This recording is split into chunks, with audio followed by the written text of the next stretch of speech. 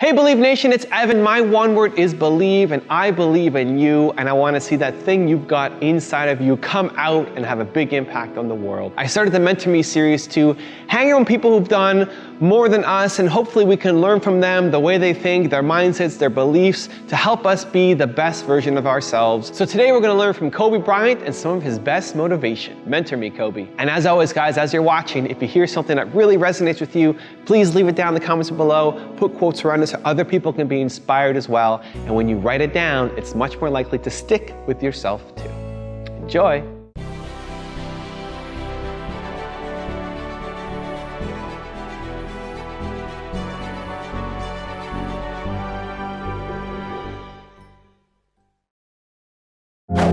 All season, I was just waiting and waiting for my opportunity to come. I wanted to prove that I was better than they thought I was. I wanted to prove to myself that I'm better than they think I was. And I was mentally preparing myself and visualizing the moment that would come where, I lead the Los Angeles Lakers to a victory.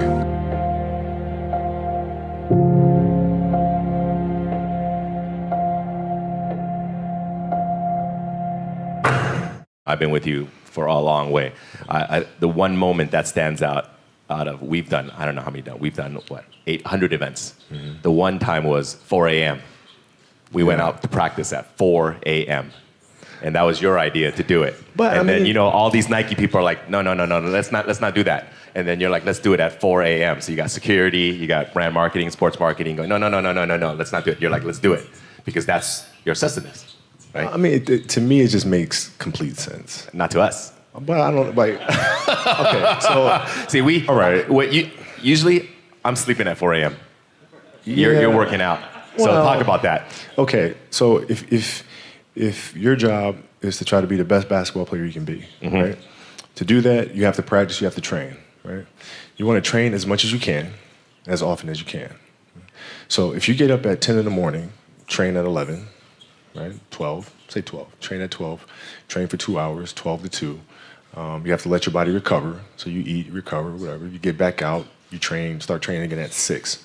Train from 6 to 8, right? And now you go home, you shower, you eat dinner, you go to bed, you wake up, you do it again, right? Those are 2 sessions, right? Now imagine you wake up at 3, you train at 4. You go 4 to 6, come home, breakfast, relax, blah, blah, blah. Now you're back at it again, 9 to 11. Right? You relax, and now all of a sudden you're back at it again, 2 to 4, and now you're back at it again, 7 to 9. Look how much more training I have done by simply starting at 4, right? And so now you do that, and as the years go on, the separation that you have with your competitors and your peers just grows larger and larger and larger and larger and larger, and by year 5 or 6, doesn't matter what kind of work they do in the summer, they're never going to catch up because they're 5 years behind, right? So it makes sense to get up and start your day early because you can get more work in. Is that genetic? Or is that something you ingrained and trained yourself? No, it was Who taught you that? For me, it was just common sense. Like I can, if I start earlier, I can train more hours. And I know the other guys aren't doing it because I know what their training schedule is, right? So I know if I do this consistently over time, the gap's just going to widen and widen and widen and widen and widen, and they won't be able to get that back. Mm-hmm. So to me, it was just common sense. I'm like thinking, how can I get an advantage? Oh, start earlier. Yeah, let's do that. How do you develop that, or where do you learn that from? Well, I think it's just it's just a matter of what's important to you, mm-hmm. and what's important to you for whatever reason. I felt like I didn't feel good about myself if I wasn't doing everything I could to be the best version of myself. Mm-hmm. If I felt like I left anything on the table, it would eat away at me. I wouldn't be able to look myself in the mirror. Right? So the reason why I can retire now and be completely comfortable about it because I know that I've done everything I could to be the best basketball player I could be. Mm-hmm. And so that's where it comes from for me. You can't leave any stone unturned. Here we got a dribble drive, take the direction by Bryant, slam dunk. Woo! When you talk about elevation, Chick, he went up to the rafters before he decided to put somebody. Once you have the passion, the thing that you're passionate about now, you can look at other people or other entities or other things or works of art, and you can draw things from that to help you be better at what you do by looking for those common denominators. Johnny wanted to know, how do I prepare? How do I prepare? How do I study? How do I view the game? How do you build your game? And my response is much like the way he builds products. You think sequentially.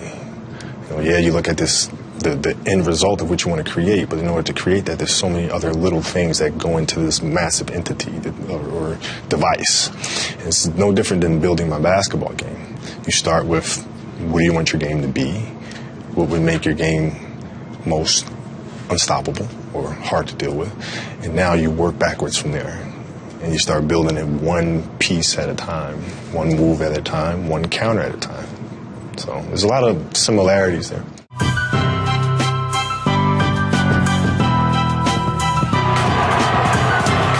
Run out by Kobe Bryant. Behind. Oh! What did I just see? You just saw what Kobe does best, and that's bring people to their feet with a sensational. You were quoted on CNBC as saying that you'd rather be remembered for your role in jump-starting tech companies than your skills on the court. Can you talk to, what's that about? I think you have to challenge yourself to evolve and to grow. And I couldn't think of a better message for athletes in particular, because it's very easy for us athletes to kind of lose ourselves and our identity by connecting who we are to what we do. And I think that's a very dangerous zone to be in, right? So it's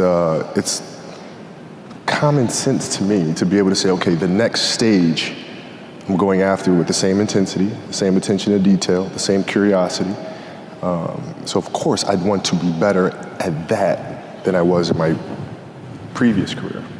That's a pretty high bar, though. You have enough energy left for that orange, I guess. We're going to find out, right? I mean, that's the thing. You go for it, and you do all you can. You learn as much as you can. You continue to try. You continue to improve. You continue to evolve. And then you can see who you are, right? 20 years from now, I can look in the mirror and say I gave it my best shot, and we did the best we could, and see where we end up.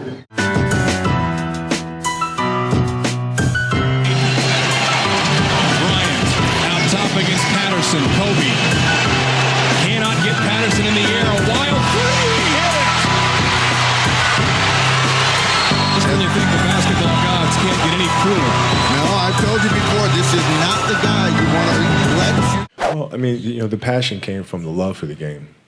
I loved everything about it, like the smell of the ball.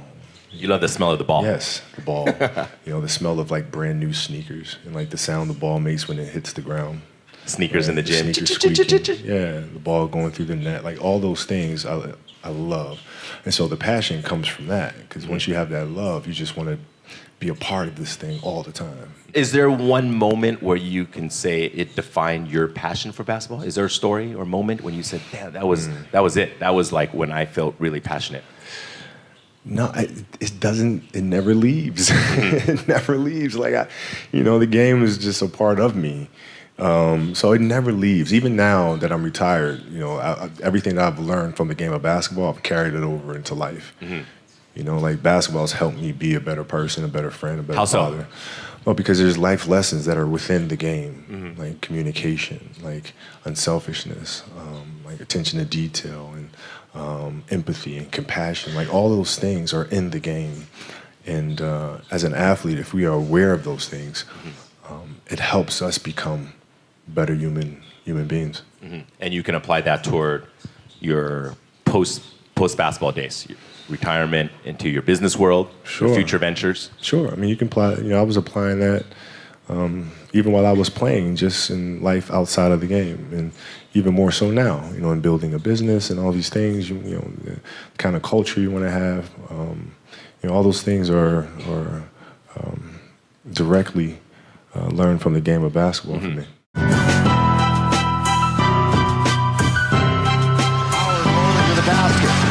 Block is an issue. He's going to have to shoot it with 3, with 2. In trouble. Forced up and in. Unbelievable. You know how hard that shot is. As a student of the game, how important is it to remain a Laker, to keep your legendary status intact, have a statue in front of the Staples Center, all of the great things that they've done for some of their all-time greats?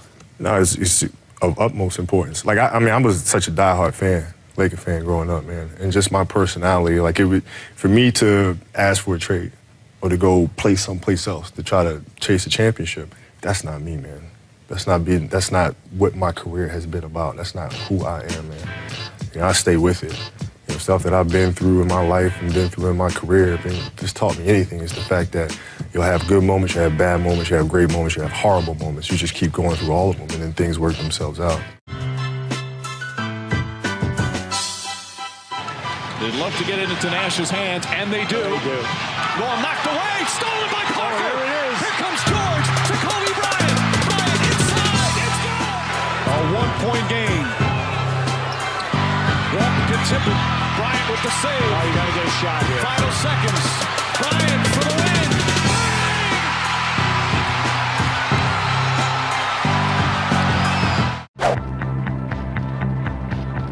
Bang! Once upon a time, there was a young basketball player who had dreams of becoming one of the greatest basketball players of all time. My name is Kobe Bryant. I'm 17 years old. With the hunger, the motivation, and the desire to be the best possible basketball player that I could be. He worked day and night, every day, for years and years and years and years and years. As time went on, 20 years had passed, and he felt that he had accomplished all that he set out to accomplish. But what he come to realize is that the goal that he set out initially of becoming the greatest of all time was a very fickle one. And what he realized that the most important thing in life is how your career moves and touches those around you, and how it carries forward to the next generation. But he realized that's what makes true greatness. The story would be about transformation of a kid looking inwardly to then growing up and understanding the importance and the power is looking outward. It's a great feeling to know that you set a goal for yourself and you were able to reach that goal and to knock it down. If I had the power to turn back time, I would never use it. I don't think about it. Because then every moment that you go through means absolutely nothing, but you can always go back and do it again. So it loses its flavor, it loses its beauty when things are final and you know moments won't ever come again. To be able to have the power to go back and re-experience those things it's silly to me. When you take that jersey off for the final time, how do you think you're gonna feel? Very at peace with it, and I'm very thankful, you know, for the 20 years that I've had, and you know, ready to go.